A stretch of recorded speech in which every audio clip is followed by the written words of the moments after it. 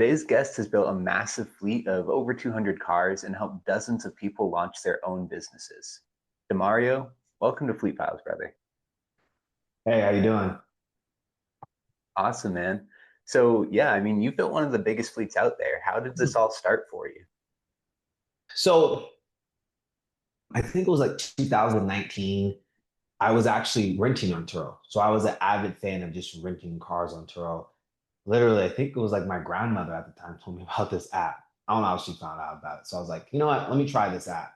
So I went to LA and I rented a car in LA and I seen this guy, his fleet had 30 cars and I was amazed. And the most amazing part about it is a shuttle came and picked us up. So he had his own shuttle that came and picked us up and his employee was telling us how this guy started with one car and has 30 cars. And I mean, we get to the parking garage and they're washing and cleaning the cars. I mean, it legit looked like enterprise. And I was like, I think I could do this. And that's kind of like the first original idea of it. Cause after that, I rented from Turo probably about 5 times before I started really understanding like, man, people are really making good money doing this. That's insane. So your grandma started it all, huh? Yeah, this is crazy. Wow, that's a cool first experience because I've had some similar ones where I'm like in the Colorado airport and you take the shuttle, but the guy owning his own shuttle to go to his cars is amazing. Yeah, that was like the most impressive thing. And it was really impressive. And the employee was like super hyped up, and his employee was like telling us basically how this company started. And I was just like, this is insane. This is insane. Wow. Yeah, so from there, most people that actually start this business end up quitting in 6 months. What was different for you? What made you kind of stay in the game when others walked away? Well, the first 6 months, we scaled during the winter in Las Vegas. So that definitely is challenging because it feels like you're making money because you are making revenue, but you're not making profit. And all those payments hit, and you're pretty much, put yourself in a situation. So I literally couldn't quit in the first 6 months or we'd have gone bankrupt, right? I had to figure out a way because I had a family member that helped me. And she stopped working. So she came full all in. And I'm like, this has to work. So I never even gave it an option to be like, oh, I can quit this because we already had like a bunch of finance cars at the time. We had 14 cars in the first 90 days. And, I followed a lot of people that talked about getting into the space online on loan stacking and doing different things like that. And it almost made us bankrupt. But at that time, that's when I started doing co-host deals. So it made it. But I believe in like it has to work or it has to work. So there was no plan B whatsoever. No plan B. Well, that's probably why you're so successful today. Yeah, because I had to make sure it didn't happen. If not, it'd be bad. Oh man. So what was your mindset like at that time? Because you have so much pressure, you're about to go bankrupt, you just have to execute. Were you learning from anybody or was it just videos and you figured it out? Well, I was literally learning from everybody, right? So like I was like learning from because I was in recession proof in that around that time, which they have a mentor that teaches in the car rental space, Pushman Mitch.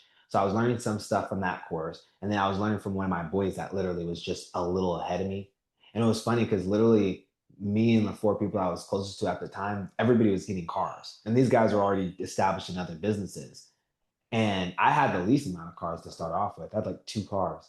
And they're like, yeah, I have 5 cars, 6 cars. And I'm like, I have to get the most cars. So it started off like that. And that's when I was kind of learning. But then like 6 months in, a lot of people started falling off. And the mindset was just like, the big mindset was, wow, this isn't what people made it seem like. Everybody made it seem like you're making $2,000, $3,000 over your car payment every month. And it wasn't like that. It definitely really put us in a survival mindset.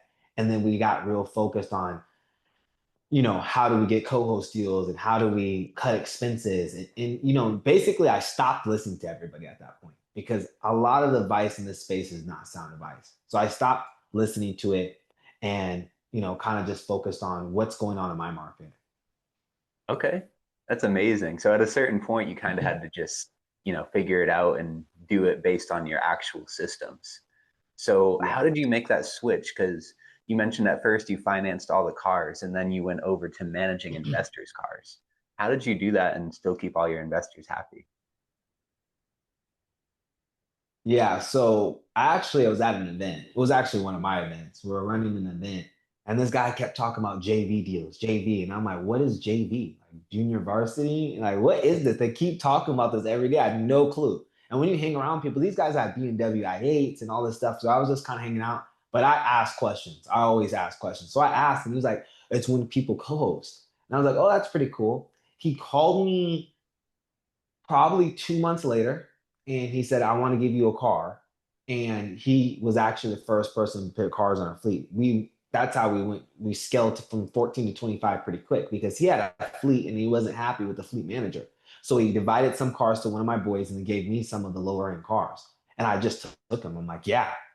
And the problem is when I first did the deal, it was a really bad deal. Like I think I was getting paid after the net, after the car payment and insurance. So we were like working for free until he made his car payment insurance, which was like $600.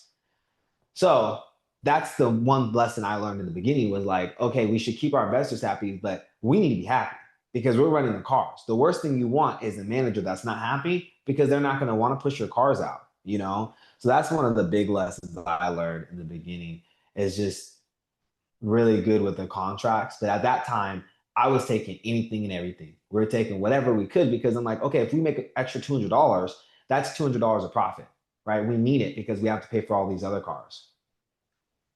Yeah, it's just at that point you just have to get it done and you got to make whatever you can, right? Yeah.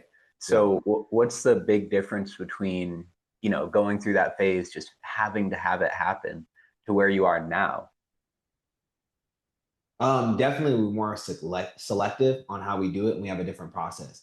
And now the way we do it is we want to make some money up front because my team's managing everything. And we also want to make sure that someone can send more than one car because like one car to us is not going to really change anything for us. We need 5 cars, 10 cars. So we like to deal with people that have that and want to get a fleet of their own on our, massive fleet.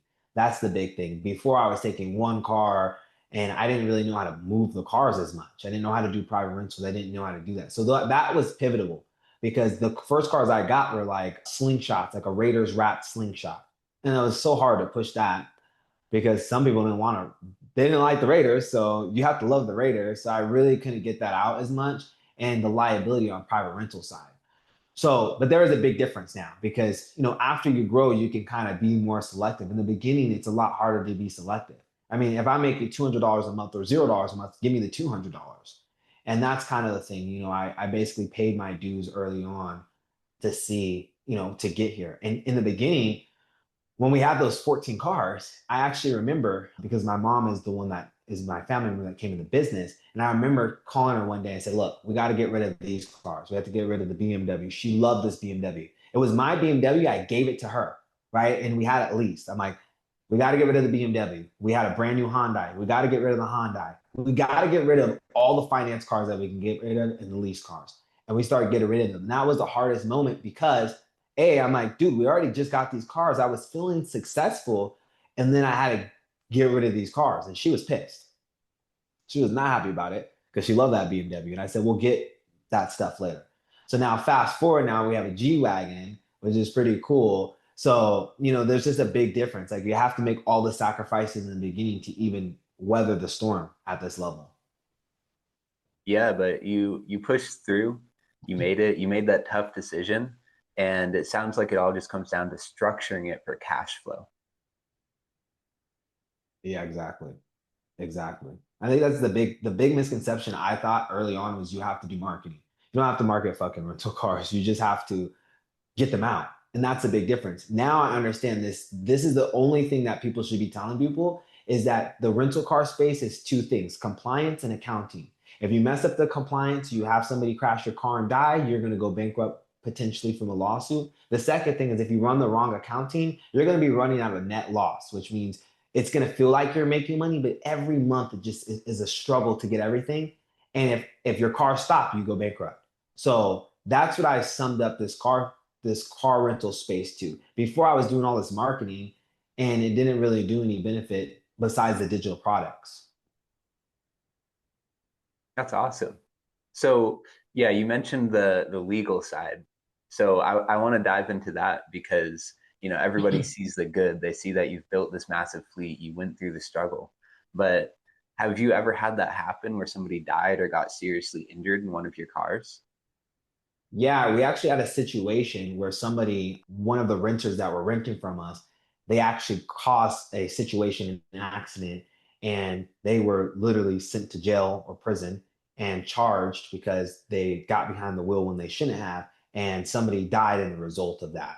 And it's very difficult first off because you have to think about like, did we have any part of this? And we didn't, because we vetted this guy. It was like an anomaly because he had everything look good, there was no problems with him. He just made a stupid decision, and that stupid decision cost the life of somebody, cost him time going to jail and prison. It cost us a bunch of headache because we're like, okay, what do we have to do? And it caused our investor having his car impounded. People don't talk about that. If you get your car impounded by the police, it's going to be there for a long time, especially for an active case. My car was impounded until the finance company got it. So it was like maybe no, it's probably like 8 months to a year it was impounded. And then the car company, the loan company came and got it.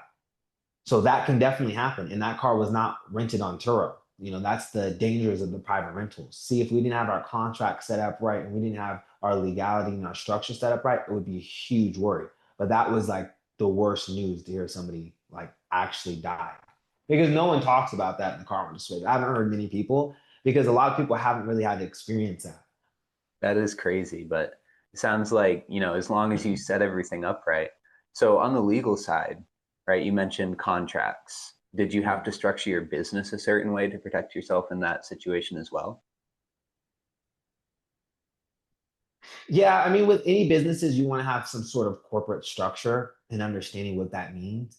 Like, for instance, like everybody gets LLCs, a limit liability company. An LLC, in definition, is for to limit your liability. However, your liability could be weakened when you don't have an operating agreement, when you don't have structure like that. The operating agreement's key. When you commingle funds, which is a fancy word of saying, maybe I go spend my business debit card on food one day for myself, or go get a hotel, I'm on vacation, but it's not a business expense. If they can start showing you that your personal and your business are combined, which is very easy for a single member LLC, then it breaks the point of the LLC. So it's very, very important to have the operating agreement. I mean, when we have meetings, we have meeting notes. We have a way we vote. We have a corporation versus like an LLC. And these are the things that kind of help us. And then on the personal side is, if you're an owner of a business, you technically can get sued still. If you have an limited liability company and you do get sued, they're just going to sue you for everything, right? They can't. I own real estate and I own other things. So I said, you know what? I need to figure out how to protect myself. So I have different things on the back end. I learned early on how to make money in this space, but we don't talk about protecting the money. We don't talk about protecting what happens in the car accident. Even on Turo, if you get sued for in a car accident, or you have a really bad car accident, they still can sue you. Turo can help you, but you're still going to get served. You're still going to have to go to court. They can't stop like the due process. Yeah, for sure. Anybody can make money, but it takes the right structure to be able to actually keep your money when things go wrong. Yeah, that's the compliance stuff. Like now I just make sure we have one department do compliance. I don't do any of the day-to-day stuff. I don't touch the cars. I don't do any of that stuff. That's important to have a team, but you need one person in this business that scale to focus like solely on compliance. That's gold right there. So besides, that story we just talked about, what's the craziest renter story you've ever had? Like one that kind of still blows your mind? There's a lot, but there's this one that really pissed me off. This guy is really smart. So we have, and this is the reality, because a lot of people don't know that your kill switches are only good when the car is turned off. So we had a BMW 3 Series that we rented out. Long-term renter paying $500 a week. This is like the beautiful setup. We're making $2,000 a month on a BMW 3 Series, and it's a long term. The guy stops paying us, and he started living in the car in California. And the problem with that is he kept the car running 24/7. So he kept the BMW running. That way we can't activate the kill switch, because if he turns it off, then we can activate it. So he kept it running. We literally sent a tow truck to go get it. He drove off. So, okay, this is too much liability. Let's send two tow trucks. We sent two tow trucks, one to box him in and one to grab him. He almost caused an accident. So we had to just let it go. Literally, the power of negotiation, we got him to return the car. The car was damaged. The car was like, it's a BMW. So he kept it on all the time while he was pumping like low grade gas in it. So that was a problem. And he was getting a bunch of tickets. So that car was out of commission after he was driving it because it was that bad. That was probably the craziest stories because the fact that he even realized that you can not turn your car off and keep it on 24/7 for like weeks. We couldn't get the car back for weeks. That was probably one of the worst because we did everything right. We had the kill switch. We had tow trucks. Two tow trucks boxed this guy in.